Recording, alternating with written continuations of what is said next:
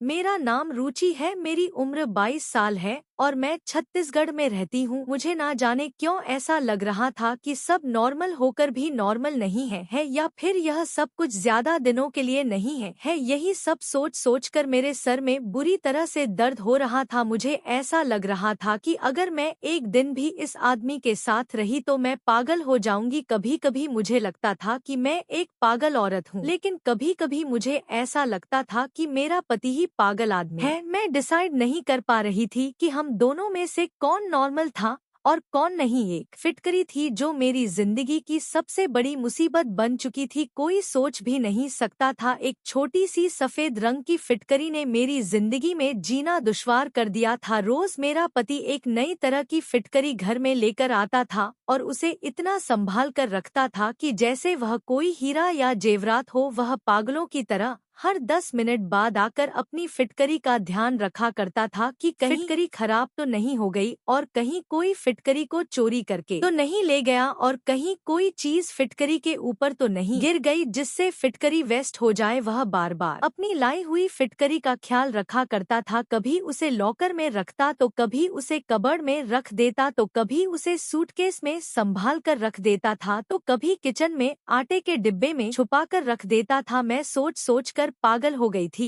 कि आखिरकार इस फिटकरी में ऐसा भी क्या था जो मेरा पति उस फिटकरी के लिए पागल हुआ जा रहा था और उसे फिटकरी की इतनी ज्यादा परवाह थी। शादी के बाद मैं जब नई नई दुल्हन बनकर इस घर में आई थी तो तब भी मेरे पति के हाथ में यही फिटकरी थी। वह मुझसे बात करने के बाद अपनी फिटकरी को लेकर बाथरूम में चला गया था और मेरे पति को गए हुए लगभग 9 घंटे हो गए थे। मैं अपने पति का बहुत देर तक इंतजार करते करते सो गई थी क्योंकि मैं भी दुल्हन बनकर काफी थक गई थी, इसलिए मुझे नींद आ गई थी और आखिरकार मैं अपने पति का कब तक इंतजार कर सकती थी। मेरा पति तो ना जाने कब बाथरूम से बाहर निकलता, मैं कब सो गई मुझे कुछ पता ही नहीं चला। सुबह को जब मेरी आंख खुली तो मेरा पति मुझे बिस्तर पर नजर नहीं आया था। मैं सोच में पड़ गई थी कि क्या उसने सारी रात बाथरूम में ही बिताई थी। मैं बड़ी परेशान हो गई थी और मैंने देखा कि वह बाथरूम से निकला और उसके हाथ में वही थैला मौजूद था जिसके अंदर फिटकरी थी। मेरा पति बहुत बहुत देर तक अपनी फिटकरी के साथ बाथरूम में बंद रहता था और बाहर आने के बाद कहता कि सारी कमी पूरी हो गई है और मैं शर्मिंदा हो जाती थी कि ना जाने वह कैसी कमी पूरी होने की बात कर रहा था। वह दिन था और आज का दिन मेरी शादी को लगभग 3 महीने हो गए थे और यह फिटकरी थी कि जिसकी कहानी आज तक खत्म होने का नाम ही नहीं ले रही थी। वह बार बार बाथरूम में जाता और फिटकरी का वो थैला बाथरूम के अंदर जाते हुए और बाथरूम से बाहर आते हुए भी उसके हाथ में होता था। बाथरूम से लगातार पानी गिरने की आवाज आती रहती और जब ज्यादा देर हो जाती तो मेरा पति बाथरूम से बहुत खुश होकर बाहर निकलता था। मैं तो बड़ी अजीब सी उलझन में फंस गई थी। मैं अपनी परेशानी किसी को बता भी नहीं सकती थी। यह सच्चाई जानने के लिए एक रात मैंने बाथरूम की खिड़की से झांक कर देखा तो मेरा दिमाग फट गया था और मेरे होश उड़कर रह गए थे। मेरे माता पिता मुझे बहुत प्यार किया करते थे क्योंकि मैं उनकी लाडली बेटी थी। मैं अपने सब भाई बहनों में सबसे छोटी थी, इसलिए मुझे अपने माता पिता के साथ साथ अपने बड़े भाई बहनों का भी बहुत प्यार मिला था। मेरे माता पिता का कहना था कि मैं बचपन में काफी बीमार रहती थी और मेरे माँ बाप हमेशा मेरे ठीक होने की प्रार्थना करते रहते थे। बचपन में मेरा काफी इलाज भी हुआ था, इसलिए मुझसे मेरे घर में सारे लोग बहुत ज्यादा प्यार किया करते थे। मेरे माता पिता ने भगवान के आगे प्रार्थना की और रो रो कर मेरी जिंदगी की भीख मांगी थी, मगर मेरे माता पिता को यह पता नहीं था कि उनकी जिंदगी इतनी जल्दी उनको छोड़कर चली जाएगी और उनकी सबसे लाडली और छोटी बेटी उनके पीछे अनाथ हो जाएगी। अगर मेरे माता पिता को यह बात पता होती तो वह कभी भी बचपन में मुझे नहीं बचाते। मेरे परिवार में मेरे माता पिता के अलावा मेरे एक बड़े भैया और एक बड़ी बहन भी थी। वह सब लोग एक साथ मुझे छोड़कर इस दुनिया से चले गए। मैं 7 साल की थी जब हमारी पूरी फैमिली पिकनिक के लिए जा रही थी। तभी रास्ते में अचानक हमारी गाड़ी का एक्सीडेंट हो गया था। एक्सीडेंट इतना ज्यादा खतरनाक था कि मेरे माता पिता और मेरे दोनों भाई बहन की मौके पर ही मौत हो गई थी, लेकिन शायद भगवान को मुझे जिंदगी देनी थी, इसलिए कितने लोगों की मौत हो जाने के बाद मैं अकेली बच गई थी। मेरे मामूली सी चोट आई थी लेकिन मेरी जिंदगी बच गई थी। लोग मुझे देखकर हैरान हो रहे थे कि यह लड़की कैसे बच गई। कहते हैं कि जिसकी जिंदगी भगवान लिख दे उसे कौन मार सकता है। और कुछ लोग मुझे देखकर बहुत अफसोस भी कर रहे थे कि मैं अपने माता पिता के बिना कैसे इस दुनिया में अकेली रहूंगी। अच्छा तो यही होता कि मैं भी अपनी फैमिली के साथ ही इस दुनिया से चली जाती। लोग कह रहे थे कि ये लड़की अनाथ होकर जिंदगी कैसे गुजारेगी, कौन इसकी परवरिश करेगा। इसी तरह से मेरी पूरी फैमिली खत्म हो चुकी थी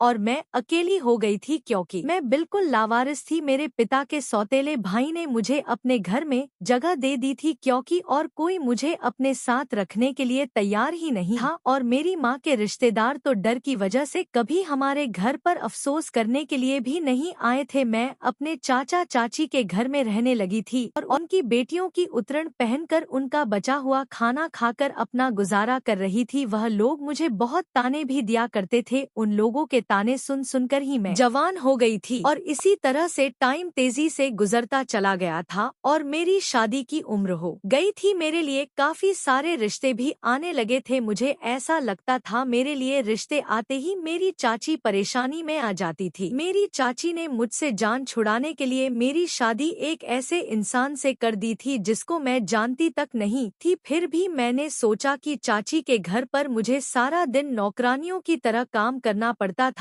इससे बेहतर तो यही होगा कि मैं अपने पति के घर काम करूं और उसकी सेवा करूं। जब मैंने अपने होने वाले पति को देखा तो लड़का काफी हैंडसम और स्मार्ट था, इसीलिए मैं बेफिक्र हो गई थी। फिर सुना कि लड़के वालों का अपना घर है तो इस बात से मैं और भी ज्यादा खुश हो गई थी। चाची ने तो अपनी जान से छुटकारा पाने के लिए मेरी शादी जल्दबाजी में कर दी थी क्योंकि मैं बहुत ज्यादा खूबसूरत थी और मेरी चाची की बेटियां मुझसे ज्यादा खूबसूरत नहीं थी। इसलिए चाची जलन की वजह से मुझे जल्द से जल्द विदा करना चाहती थी ताकि उनकी बेटियों के लिए आगे का रास्ता साफ हो सके। विदाई के टाइम पर चाची ने मुझसे कहा था कि अब ससुराल में ही रहना, मेरे घर आने की कोई जरूरत नहीं। मेरे पास तो इतने पैसे नहीं है कि मैं तुम्हारा खर्चा उठा सकूं। जैसे भी हालात हो तुम्हें अपने ससुराल में ही रहना है और अगर अपनी ससुराल में तुम्हें कोई परेशानी लगे तो चुपचाप उसे बर्दाश्त करना। तलाकशुदा बनकर मेरे घर पर आने की कोई जरूरत नहीं। चाची की इस बात ने मुझे बहुत परेशान कर दिया था। वह इस तरह की बातें ना जाने मुझसे क्यों कर रही थी। अभी तो मेरी विदाई भी पूरी नहीं हुई थी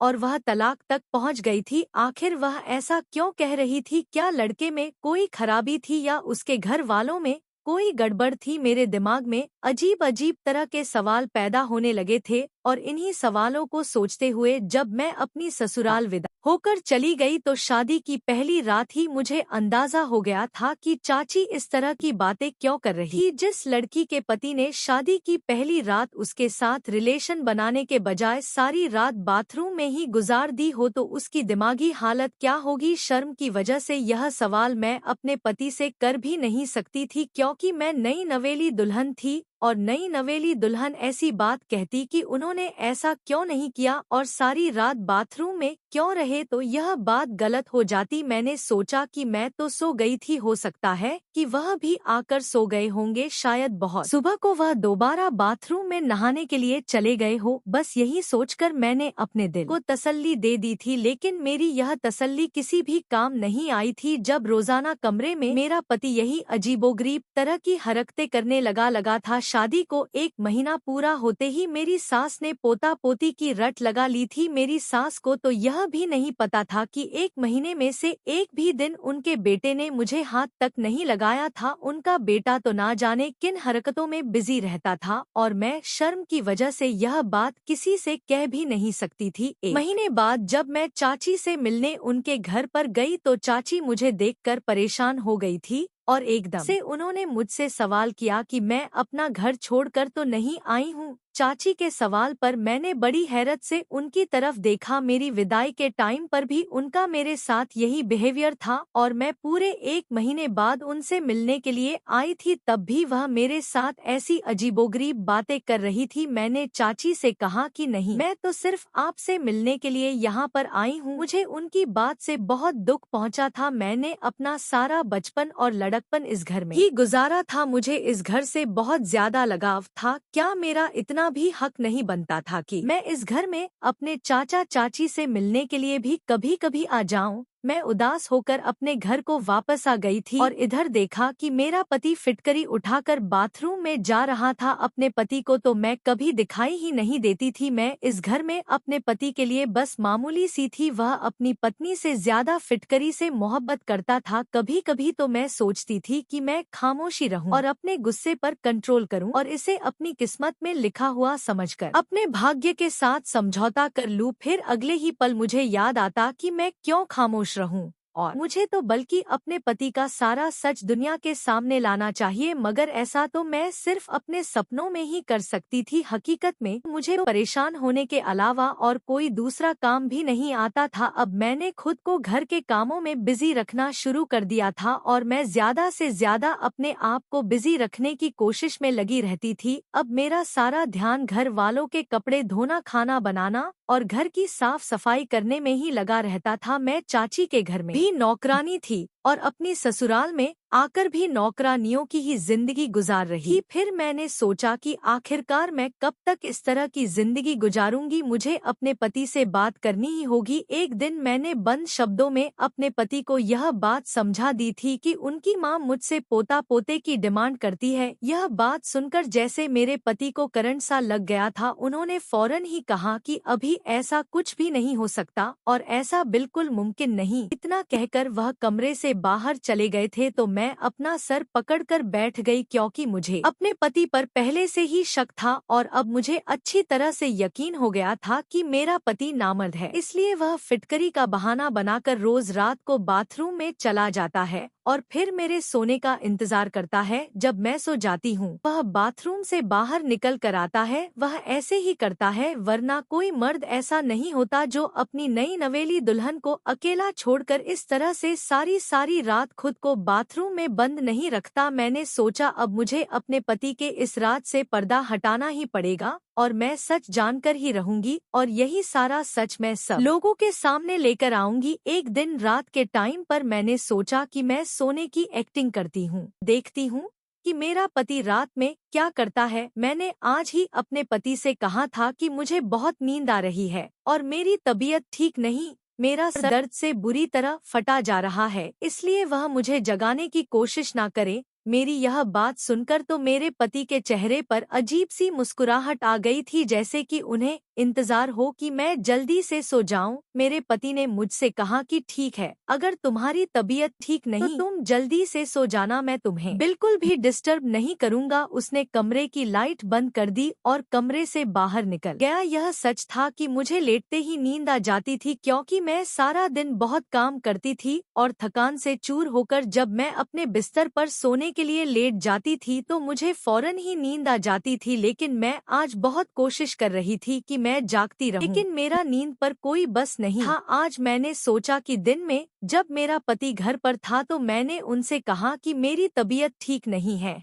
और मैं सोना चाहती हूँ। तो उन्होंने मुझसे कहा कि हाँ ठीक है, घर का काम कोई भी कर लेगा, तुम आराम से सो जाओ। मेरी सास को लगा कि मैं प्रेग्नेंट हूँ और मेरी तबीयत ठीक नहीं, इसलिए मैं आराम कर रही और मेरी सास ने भी मुझे किसी काम के लिए नहीं कहा था, वरना मुझे तो आराम करने का मौका ही नहीं मिलता था। मैंने नींद दिन में ही पूरी कर ली थी। मैं जी भर के सोई थी ताकि मैं रात को देर तक जाग सकूं। मैं लगभग 1 घंटे तक अपने पति का इंतजार करती रही थी। 1 घंटे के बाद जब मेरे पति कमरे में आए तो मैं ऐसी हो गई जैसे मैं गहरी नींद में सो रही हूँ। मैंने देखा कि वो वही फिटकरी वाला थैला लेकर बाथरूम में चले गए थे। जब उन्होंने बाथरूम का दरवाजा बंद किया तो मैं फौरन ही उठ गई थी। मुझे डर नहीं था कि वह बाहर आएंगे, क्योंकि मुझे पता था कि अब वह काफी देर तक बाहर आने वाले नहीं। मैं घर के बैक साइड वाले हिस्से की तरफ जाने लगी थी और चोरों की तरह खड़ी हुई थी, जहां पर बाथरूम की खिड़की भी थी। लेकिन बाथरूम की खिड़की बहुत ऊंचाई पर थी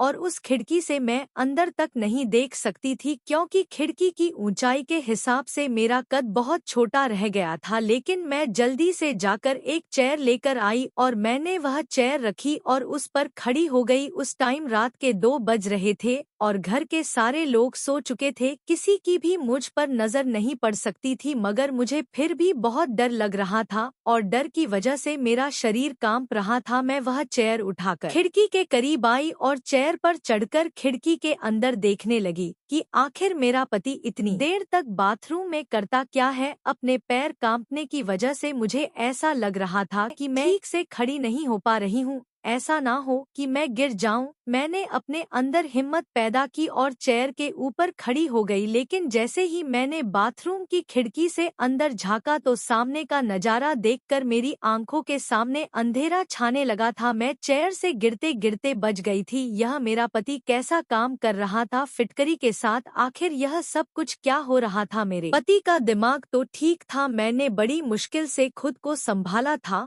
और वापस अपने कमरे में चली आई थी। कमरे में आते ही मेरी आंखों में आंसू आ गए थे और मैं फूट फूट कर रोने लगी थी। मुझे अपनी किस्मत पर रोना आ रहा था, क्योंकि आज मेरे पति की असलियत खुलकर मेरी आंखों के सामने आ गई थी। आज तक मेरा पति मेरे करीब क्यों नहीं आया था? अब मुझे यह बात अच्छी तरह से समझ आ गई थी। तो वह यह वजह थी जिसकी वजह से मेरा पति मुझसे दूर दूर रहता था। अब मुझे यकीन हो गया था कि मेरी चाची मेरे पति की असलियत को अच्छी तरह से जानती थी, इसीलिए वह मुझसे इस तरह की बातें किया करती थी। उन्होंने जानबूझकर मुझे इस नर्क में धकेला था, वरना मेरे लिए रिश्तों की कोई कमी नहीं थी। मैं बहुत खूबसूरत थी, जिसकी वजह से लोग मुझे देखते ही पसंद कर लिया करते थे और चाची को सिर्फ इसी बात का डर था कि कहीं मुझे उनकी बेटियों से ज्यादा अच्छा रिश्ता ना मिल जाए, इसलिए उन्होंने मेरी शादी इस आदमी के साथ करवा दी थी। मैंने सोच लिया था कि मैं कभी भी अपनी चाची को माफ नहीं करूंगी। उनको मरने के बाद तो भगवान के सामने जवाब देना ही पड़ेगा। और मैं यह भी जान गई थी कि मेरी सास और मेरी ससुराल के सारे लोग मेरे पति की इस हरकत के बारे में नहीं जानते थे, क्योंकि मेरे ससुराल के सारे लोग अपनी अपनी लाइफ में काफी बिजी थे। किसी को भी इतनी फुर्सत नहीं थी कि वह किसी की जिंदगी में झांक कर देखे कि वह क्या कर रहा है और किस लिए कर रहा है। सिर्फ यही वजह थी जो मेरे पति पर आज तक किसी ने नजर नहीं रखी थी। बस उनकी शादी करवाना अपना कर्तव्य समझा और ऐसे इंसान से मेरी शादी करवा के मेरी जिंदगी बर्बाद कर दी थी। ज्यादातर पेरेंट्स को ऐसा लगता है कि वह अपनी औलाद की शादी करवाने के बाद अपनी सारी जिम्मेदारियों से फ्री हो जाते हैं, बस हर हाल में शादी कर देते हैं, यह बात जाने बिना कि उनका बेटा शादी करने के लायक है भी या नहीं। बस किसी भी लड़की के पल्लू अपने लड़के को बांधकर उस मासूम लड़की की जिंदगी को बर्बाद कर देते हैं और लड़का अपनी बदनामी होने की वजह से किसी को बताता नहीं कि मुझे क्या परेशानी है, मैं नामर्द हूँ और मैं शादी करने के काबिल नहीं हूँ। इसी वजह से मुझ जैसी लावारिस और मासूम लड़कियाँ दर दर के ठोकरे खाकर ऐसे आदमियों की किस्मत में आ जाती है और सारी जिंदगी अपना मुंह बंद करके जिंदगी गुजारती रहती है। और मैं उस टाइप की लड़की नहीं थी। मैं चुप रहने वालों में से बिल्कुल भी नहीं थी। खामोश रहकर मुझे थोड़ी ना कोई अवार्ड मिलने वाला था, बल्कि मेरे ससुराल वाले सारी उम्र मुझे बच्चे ना होने के ताने देते रहते और मुझे बांझ कहा जाता। मैं सोच सोच कर बहुत आगे निकल आती थी और अब परेशानी यह थी कि मैं क्या करती और कहाँ जाती। मेरे पास तो अपना सर छुपाने के लिए कोई दूसरी जगह भी मौजूद नहीं थी और उधर चाचा के घर में चाची ने भी मुझे उनके घर पर जाने के लिए मना कर दिया था। मैंने डिसाइड कर लिया था कि मैं अब खामोश नहीं रहूंगी। मैंने बहुत बर्दाश्त कर लिया था, लेकिन अब कुछ भी बर्दाश्त करने के लिए नहीं बचा था। मेरे आगे पीछे कोई नहीं था, तो इसका क्या मतलब कि मेरा पति मुझे धोखे में रखता और मैं इंतजार में थी कि मेरा पति बाथरूम से बाहर आ जाए। बहुत देर बाद जब मेरा पति बाथरूम से आया तो मुझे जागता हुआ देखकर वह चौंक गया था। मैंने गुस्से से अपने पति का गिरेबान पकड़ लिया और उससे चिल्लाते हुए कहा कि आखिर तुमने मेरे साथ ऐसा क्यों किया और तुमने सारी सच्चाई मुझसे क्यों छुपाई। मेरा पति एकदम अनजान बन गया। वह ऐसे एक्टिंग कर रहा था जैसे उसे कुछ पता ही ना हो। उसकी इस हरकत पर मेरा मन कर रहा था कि मैं उसे जान से मार डालूं। उसे नहीं पता था कि वह जो एक्टिंग मेरे सामने कर रहा है, मैं उस एक्टिंग को अच्छी तरह से समझ गई थी। वह मेरे सामने मासूम बनने की कोशिश कर रहा था, लेकिन वह मासूम नहीं था, बल्कि वह तो एक बहुत बड़ा चालाक आदमी था और चालाकी से ही मेरे साथ रह रहा था। मुझे बिल्कुल समझ नहीं आ रहा था कि आखिर कोई तो वजह होगी जिसकी वजह से वह अभी तक मेरे करीब नहीं आया था और शायद यही वजह थी कि वह नामर्द है। लेकिन मेरा पति मुझे यह बात बताने से बहुत डर रहा था कि उसकी इंसल्ट होगी और लोग उसकी मजाक बनाएंगे, इसीलिए उसने शादी करके अपना सारा इल्जाम अपनी पत्नी पर डालने के बारे में सोचा होगा। मेरे दिमाग में बार बार अजीब अजीब तरह के ख्याल आ रहे थे। अब मेरी शादी को 3 महीने हो गए थे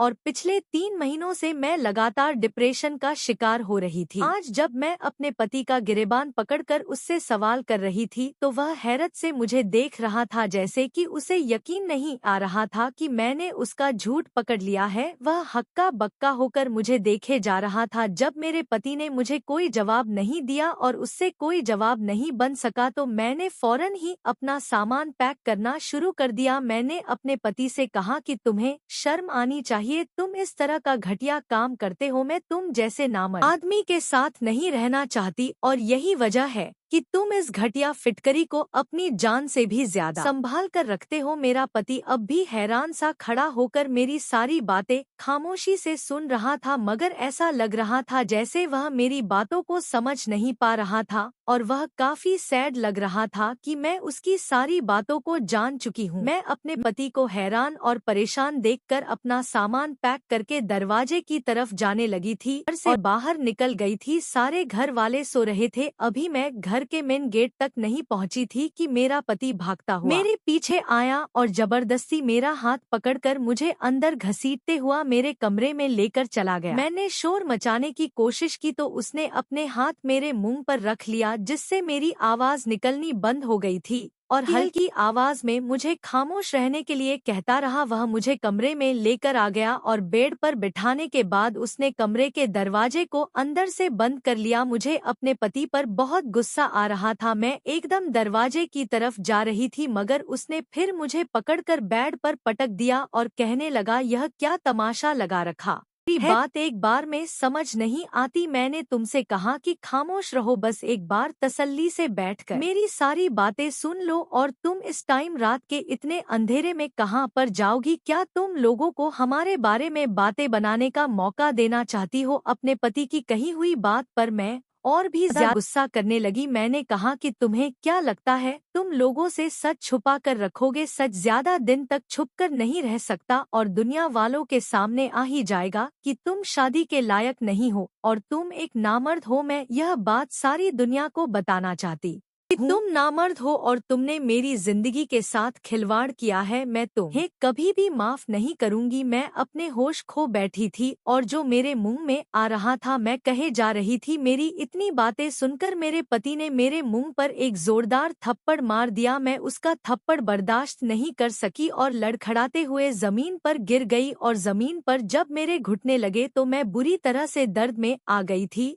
और दर्द से मेरी आंखें भर आई थी और मैं रोने लगी थी। बल्कि ये चोट तो बहुत मामूली सी थी। जो चोट मेरे दिल पर लगी थी उसने मेरे पूरे दिल को घायल कर दिया था। मैं चौंक गई और परेशानी से अपने पति की तरफ देखने लगी। मुझे इस बात की उम्मीद बिल्कुल भी नहीं थी कि मेरा पति आखिरकार मुझ पर हाथ भी उठा सकता है। अगले ही पल में थप्पड़ का दर्द भुलाकर अपने पति के सामने आकर खड़ी हो गई और कहने लगी कि तुम्हारे थप्पड़ मारने पर भी मैं इस घर में अब और नहीं रह सकती। मैंने भी चिल्लाकर अपने पति से बात करना शुरू कर दिया था। मेरे पति ने फिर से कहा कि हल्की आवाज में बात करो वरना सारे घर वाले जाग जाएंगे। मेरे पति को बहुत गुस्सा आ रहा था और उसकी आंखों से गुस्से भरे एक्सप्रेशन साफ देखे जा सकते थे। मेरे पति ने कहा कि तुम जैसा सोच रही हो वैसा कुछ भी नहीं है शायद तुम्हें गलतफहमी हुई है। मैं नामर्द नहीं हूँ। तुम अपने दिमाग से सोचना बंद कर दो। मैं नामर्द नहीं बल्कि मैं एक बहुत बड़ी बीमारी का शिकार हूँ, जिसकी वजह से एक वैद्य ने मुझे यह इलाज करने के बारे में बताया था कि मैं फिटकरी के इस्तेमाल से जल्द सेहतमंद हो जाऊंगा। पहले तो मैं बिल्कुल ठीक था, लेकिन पिछले 6 महीने से मेरे शरीर में बुरी तरह से खुजली हो रही थी और धीरे धीरे बदबू भी पैदा होने लगी थी और इस वजह से मेरे करीब कोई नहीं आता था। मैंने अपनी इस बीमारी का हर तरह से इलाज किया, बड़े से बड़े डॉक्टर को दिखाया और काफी सारी महंगी दवाइयों का भी इस्तेमाल किया। नेट से देख देखकर हर घरेलू उपाय भी इस्तेमाल कर लिया, लेकिन मुझे सिर्फ नॉर्मल सा ही फायदा होता था। मगर अब मेरी यह बीमारी काफी हद तक बढ़ गई थी और मुझे बहुत दिक्कत का सामना करना पड़ता था। काफी बड़े बड़े डॉक्टर्स को दिखाया तो उन्होंने बताया कि मेरे खून में इन्फेक्शन हो गया है। कुछ सालों पहले जब मेरी बहुत तबीयत खराब हुई थी तो मुझे खून की जरूरत पड़ गई थी, तब डॉक्टर के कहने पर मुझे एक आदमी ने खून दिया था। तभी से ही मैं इस बीमारी का शिकार हो गया हूँ।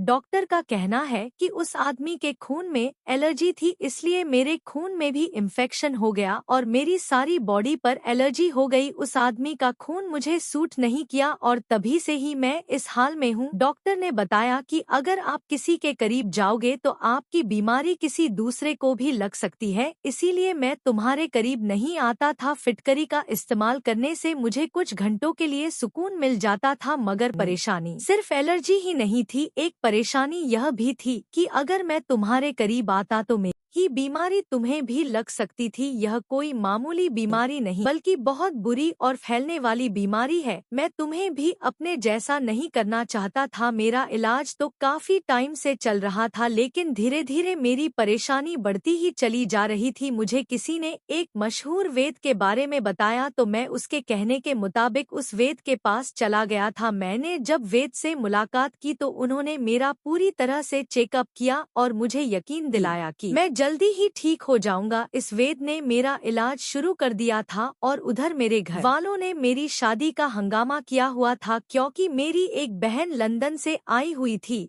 और उसे मेरी शादी अटेंड करना बहुत जरूरी था, क्योंकि फिर कुछ सालों तक मेरी बहन का आना यहाँ पर मुमकिन नहीं था। मैंने अपने माता पिता को बहुत इनकार किया कि मैं अभी शादी करने के लिए तैयार नहीं हूँ, लेकिन मेरी किसी ने एक भी नहीं सुनी और मेरी शादी की डेट भी मुझसे बिना पूछे ही तय कर दी। इसी तरह से हमारी शादी भी हो गई। जब मैं वैद्य जी के पास गया और मैंने उनको बताया कि अब मेरी शादी होने वाली है तो उन्होंने कहा कि अभी 2-3 महीने तक तुम्हारी शादी नहीं होनी चाहिए थी। जब तक इलाज पूरा नहीं हो जाता तब तक तुम्हें किसी के करीब भी नहीं जाना। मैं अपने फैमिली के हर मेंबर से भी दूरी बनाकर ही बात किया करता था और ना ही उन लोगों के साथ उठता बैठता था। फिलहाल मेरी शादी के डेट तो फिक्स हो गई थी। वैद्य जी ने बताया कि तुम्हें इतना करना होगा, जब तक इलाज पूरा नहीं हो जाए तब तक तुम्हें अपनी पत्नी से भी दूरी बनाए रखनी होगी। मैं वैद्य जी की बातें सुनकर बहुत परेशान हो गया था। उन्होंने कहा कि तुम्हारी इस परेशानी का और कोई सलूशन नहीं, इसीलिए तुम्हें सबसे पहले अच्छी तरह से सेहतमंद होना होगा और अपनी बीमारी को ठीक करना होगा। फिर आराम से सारी जिंदगी तुम्हें अपनी पत्नी के साथ ही तो रहना है। क्योंकि वैद्य जी के इलाज से मुझे काफी फर्क होने लगा था और मैं खुद को काफी हद तक ठीक महसूस कर रहा था, इसलिए मुझे वैद्य जी की बात माननी पड़ी थी। और मैंने सोचा था कि शादी करने के बाद मैं तुम्हें सारी हकीकत बता दूंगा, मगर ना जाने क्यों मुझे तुमसे कुछ भी कहने की हिम्मत ही नहीं होती थी। और बस यही मेरी सबसे बड़ी गलती थी, जिसकी वजह से तुम मुझे गलत समझ बैठी और मुझे गलत समझने पर मजबूर हो गई थी। वैद्य जी ने कहा कि फिटकरी से ही तुम्हारा इलाज हो सकेगा, इसलिए मैं तुम्हारे करीब भी नहीं आता था और आज तक मैंने तुम्हारे करीब बैठकर तुमसे बात करने की कोशिश भी नहीं की थी। और हर रोज मैं फिटकरी घर पर लेकर आता था और रोजाना मेरा नई फिटकरी से इलाज होता था, इसलिए मैं पागलों की तरह फिटकरी की हिफाजत किया करता था ताकि मैं जल्द से जल्द ठीक हो जाऊं और एक नॉर्मल जिंदगी जी सकूं और तुम्हें बता सकूं कि मैं तुम्हारे साथ टाइम स्पेंड करने के लिए कितना तड़प रहा था। मेरी परेशानी बाहर से तो किसी को नजर नहीं आती, मगर अंदर ही अंदर मैं अपनी परेशानी से बहुत ज्यादा बेचैन हो गया था। मुझे माफ कर दो, मैं तुमसे माफी मांगता हूँ।